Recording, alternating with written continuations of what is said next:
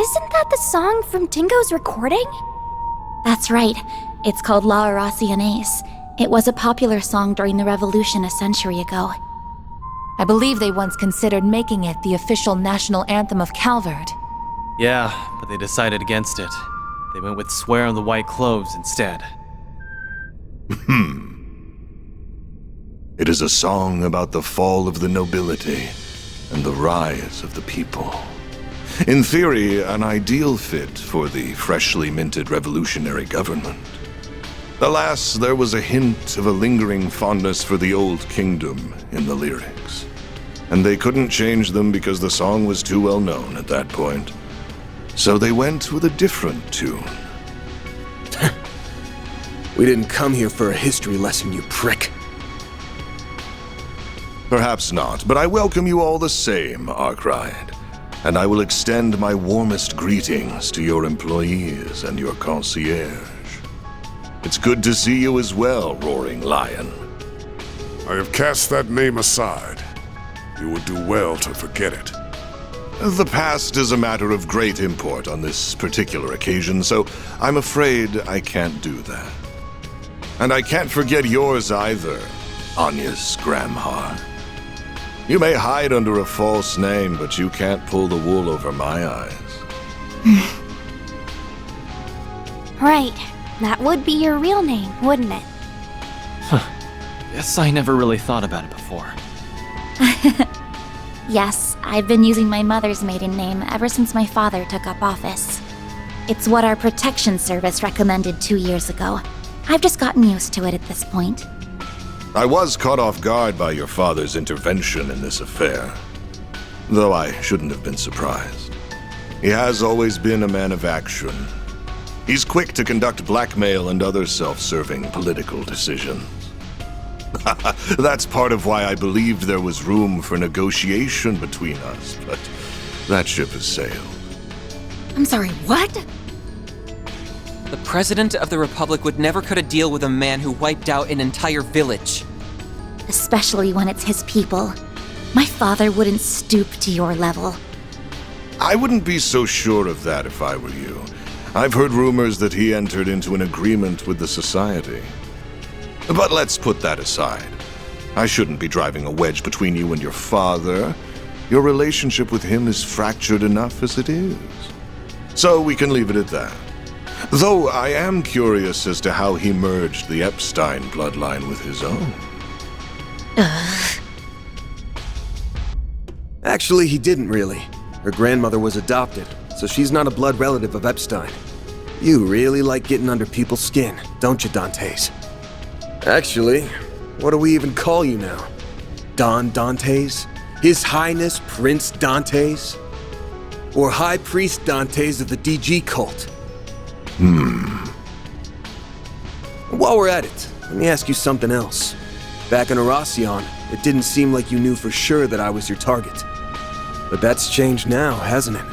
Have you been waiting for me specifically all this time? Because from where I'm standing, it looks like all of this pandemonium nonsense was just a ploy to draw me in. What? Really? Your arrogance truly astounds me, boy. Bringing you here was merely one part of my grand scheme, not the focal point. My primary goal is, and always was, to create and spread pandemonium throughout the world. My ambitions lie beyond the ruined kingdom and the fallen cult. Even Armada was simply a means to an end. The day I stole this power from you, my very reason for being changed forever. I will expose the true form of this nation, as well as this continent. A world hinged on lies. And I will do so by taking the form of ultimate fear. You're gonna do what now? Wait! Hold up. What did you mean by the day I stole this power from you? You saying you took something of Van's? What for? No way.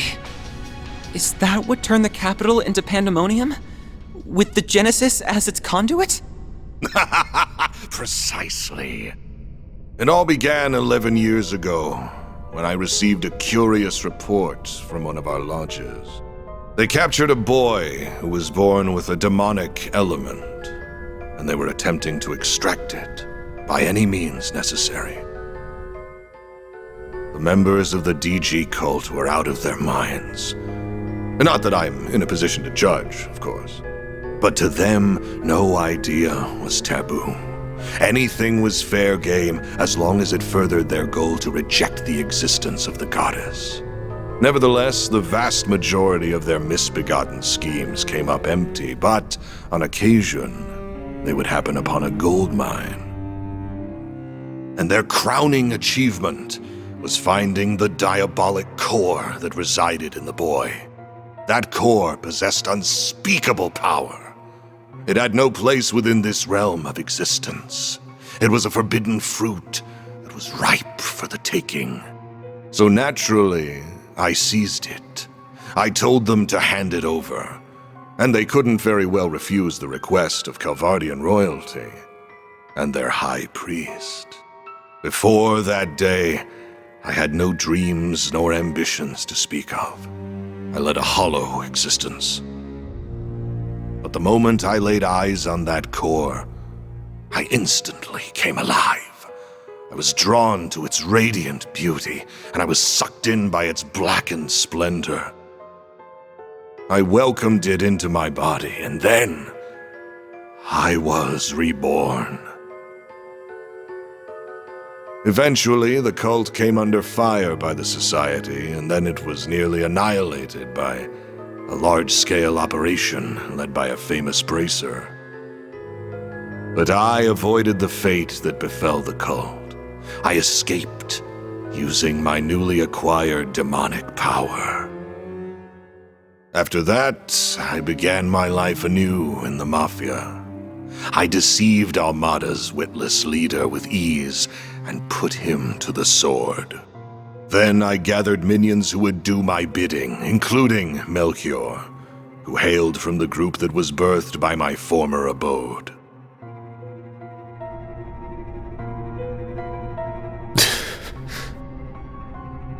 Van, I had no idea those lost 7 years were filled with so much trauma. You had a diabolic core inside you? What even is that? You knew about this all along, didn't you? Yes, I did. I assisted with the operation that eradicated the cult. During the mission, I chanced upon Van, who had miraculously survived, yet lost the will to live. I then treated his physical and mental wounds. 4 years later, our paths crossed once more, while he was wandering aimlessly after dropping out of school. Bet you regret bumping into me after all the trouble I caused you from that point on. You went through all that too, Van? huh? Two? Sorry for not coming clean about this sooner, Catra. You ain't like me, though. You picked yourself back up and started a new life. You've even got a family, and a nice one at that. You're right. I've got the Professor, Essie, and Yang, who have all helped me get back on my feet. And there are others in the Institute, Artisanal District, and Vern whose shoulders I can lean on. I have many people whom I treasure dearly. But isn't that the same for you? You have many loved ones in your life who will support you however they can. Yeah. I'm thankful for all the people who have stuck by my side. And I should thank you for the long-winded exposition, Dantes. Say, have you ever considered a career in film? You'd make a half-decent narrator.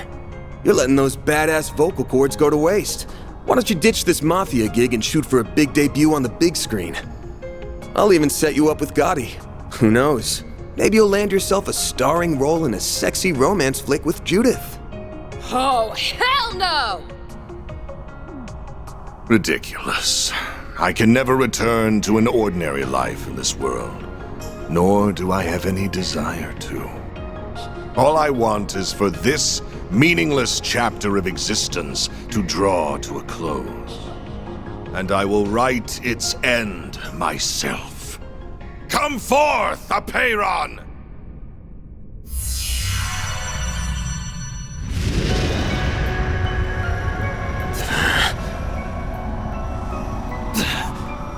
the hell is that? That sword is covered in ominous miasma.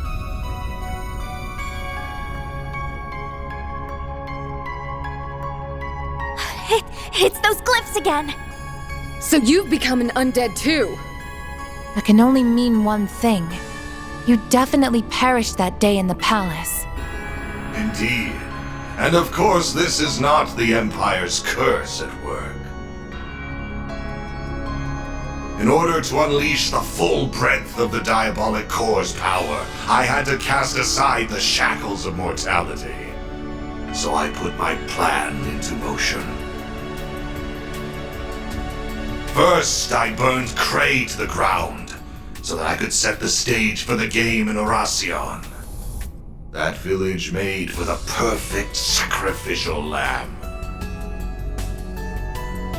And like a lamb to the slaughter, you, Arkwright, the owner of this core, heard my call, followed me into the city, and plunged your sword into my chest.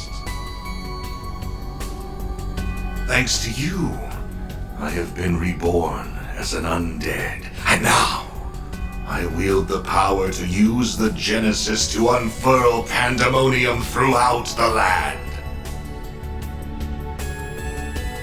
How could you? People's lives aren't just toys for you to play around with! You killed all those people and crushed their hopes and dreams for such a stupid, selfish reason? I thought Melchior was the lowest of the low. But clearly I was wrong! I'm sorry, Dantes. What? I'm guessing you weren't always quite this twisted. You lived a life bound by your birth, and after that, you were forced to rely on a cult of lunatics who you wanted nothing to do with. Then your luck went up in smoke, because you met me. The core inside me changed you forever.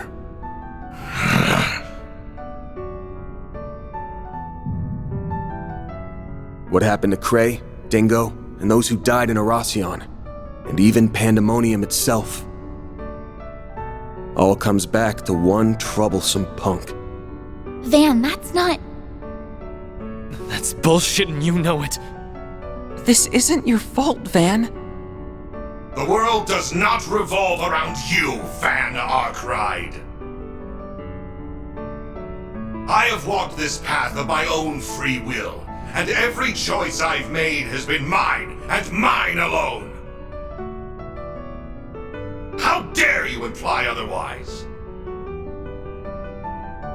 I will not stand to be pitied by the likes of you.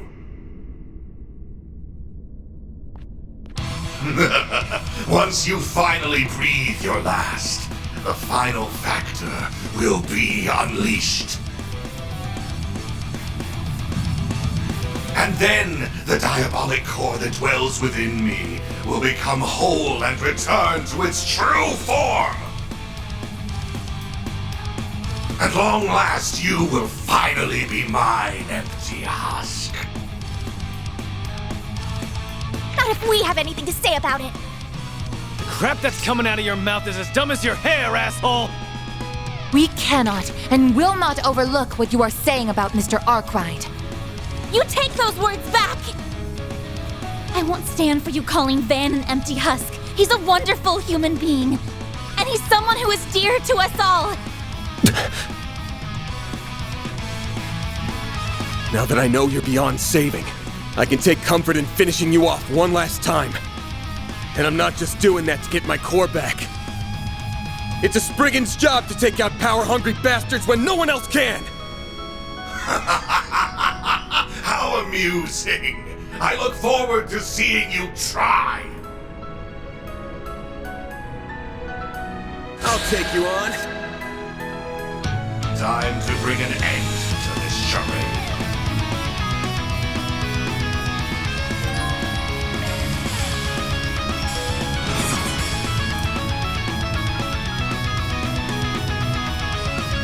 Activating drive.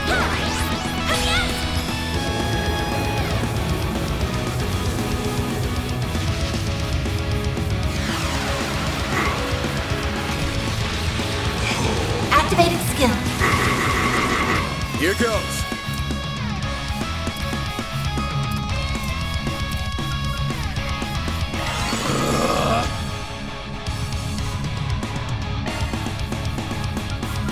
Follow you now! Leave this to me. I won't let this chance slip by. Huh? Reset!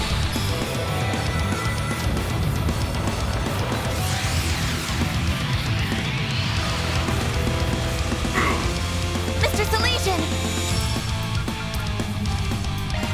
Blacklist code. Activate! Darkness. Consume them.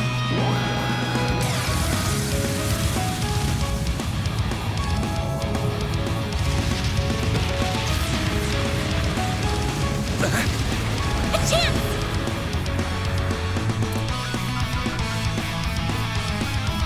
Activating drive.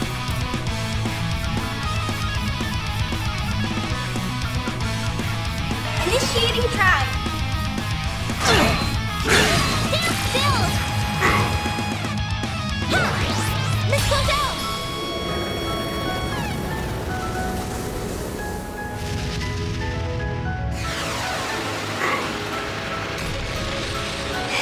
Activating skill. Here goes. Time for a new look.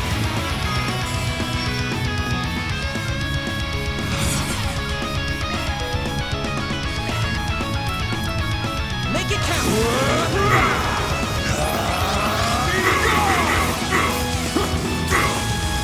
Now that's more like it.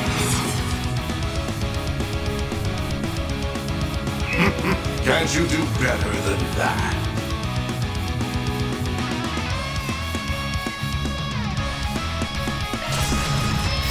Got you!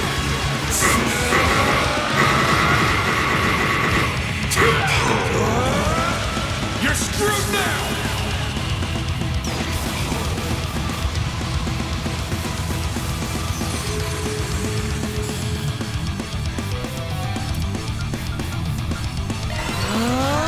Reset!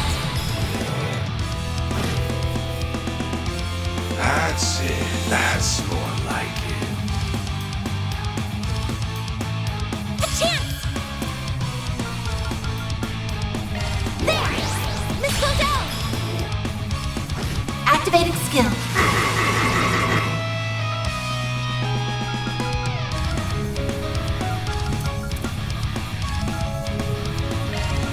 Keep it up! It's working! Here comes You're gone!